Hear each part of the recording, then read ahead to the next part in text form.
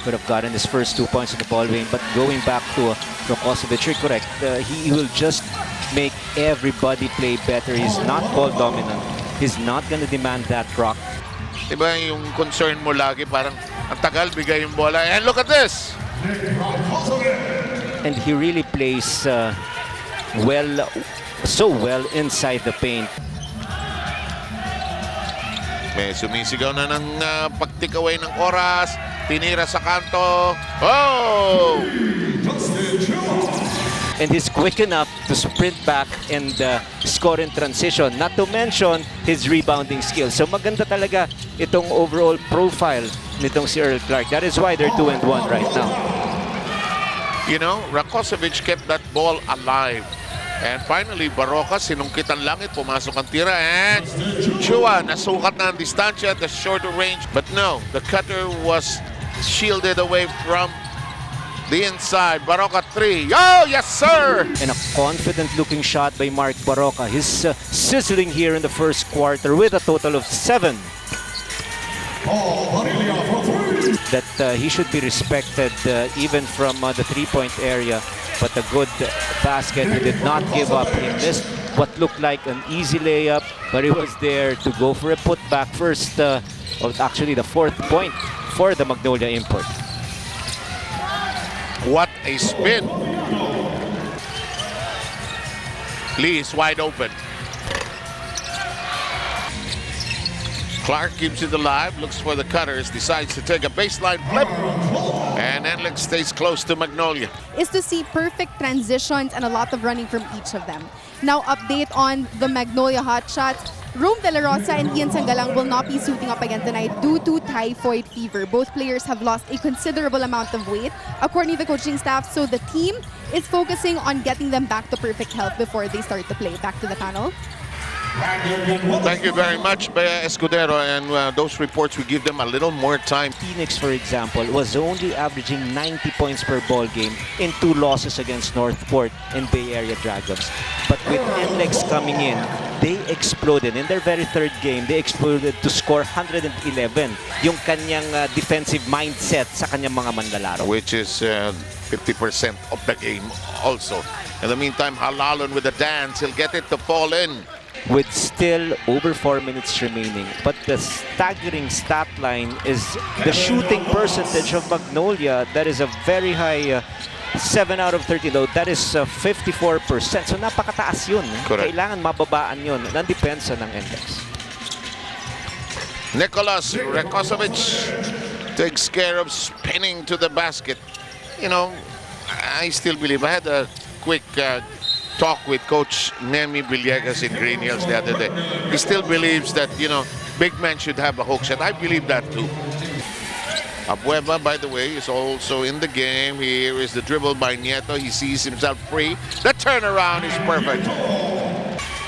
By the way, I failed to mention that the very tall James Laput, wearing number 42, is already on the floor. Halalon with one of those impossible shots that he makes. Takbo si Halalon. May nauna ron. Hindi maipaso ng Gio. Diretso! 4 points in the first quarter for Gio Halalon. Which is actually the gap between the two teams. Uli!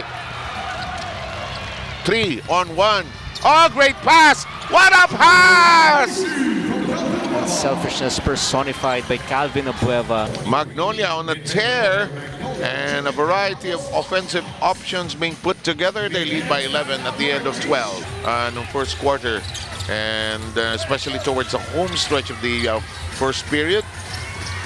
Magnolia simply pouring it on.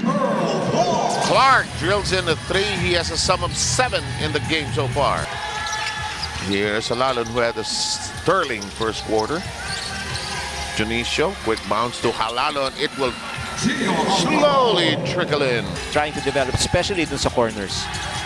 In the meantime, Rakosovic gets it to fall in. The ball was being bandied about, and he already has collected 12 points. And ooh, no, wow. Barilla bounces it over to Clark. Clark, baseline, dipsy-do, yes! So spectacular basket. He had to be creative. Libre. In, out, in. Their act together. Oh, Troliano, I thought he'd elevate. He did not. Chua, who is back in the game, loves that spot. Got it. Magnolia probably, and I take nothing against it, has probably some of the most creative and long corporate team names.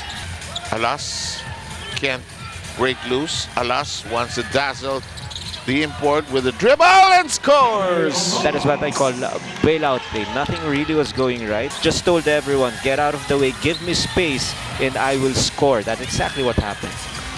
Nicolas Kosovic. Dapat binibigyan din ng NLEX ng bola yung kanilang import. Let him be involved in offense. Pretty much like this. Naubos nung fourth quarter, especially nung payoff quarter. You only scored 2 points. Halalo, Dionisio. He has always had He that shot. should be a marked man. A minute and 17 to play in the first half. Barroca drives hard. Glass shot, paborito. Chua likes that spot. A beautiful execution. If there is one guy that Coach Franklin can rely on, especially scoring from the big man, it has to be this guy. He had an 18-point performance against Rain or Shine and 9 in their game against Blackwater. But defensively again, just taking everybody to school. 58 to 48 as we tell you that and remind you that we are at the Smart Araneta Coliseum. Two very good point guards are on that NLEX coaching staff. Frankie Lim, of course, and Adonis Chera. In the meantime, Troliano knocks in a tray. Earl Clark trying to start their offensive attack on this fast break variety, and we've talked about this. Looking for some cutters. Oh!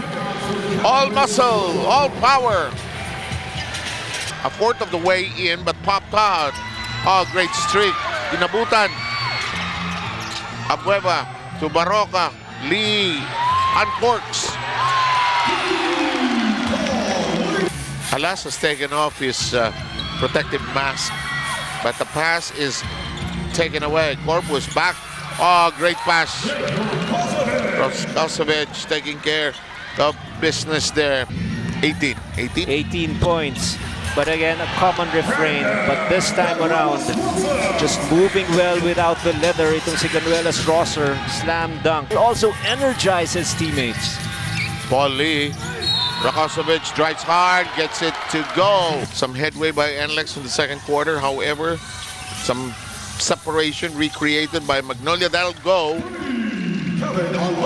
Alas is hopeful that he'll get going here in the second half. Probably he heard the call for him to be a little more offensive-minded. He hits his first three-pointer. Rakosovic said, do it, Calvin. Do your thing. Rakosovic slams it home.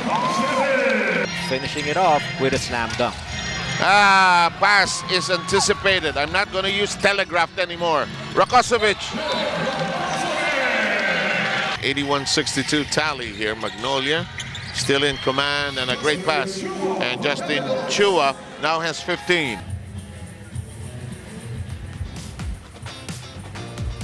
That is a number that they need to overhaul. Incredibly outscored once again in the third quarter. That is 28-17 plus 11. Itong si Funasher, who quickly responded with a basket. Rebound for Laput. It's a 20-point lead. The trail, the cut, and the basket. Chua thought about it. Funasher, no hesitation.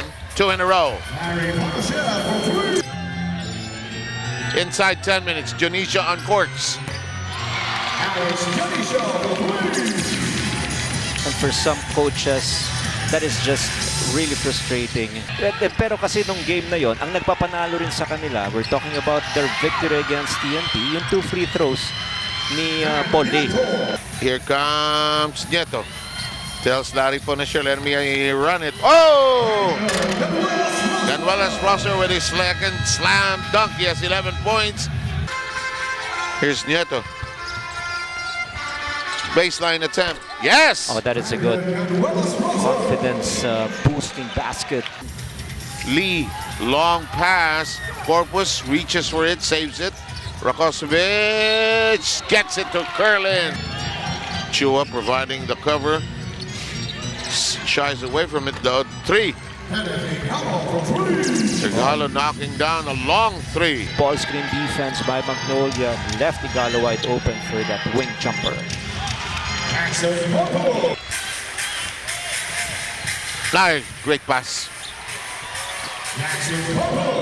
102 points already. We still have over 3 minutes remaining here in the ball game, and only 82 points so far, making 85 points for NLEX. Igalo with 6 points. Hey, Corpus showing everybody that he can score. 36 points against Phoenix, but only 15 to show in this game against Magnolia. 2 minutes and 15. So not exactly the most sustained start by NLEX after their first 2 wins. Libre. Good line. So you're talking about NLEX. What does it take for them to get back on the winning track? Play better defense. Saved from going out at the baseline under the basket on Nisi.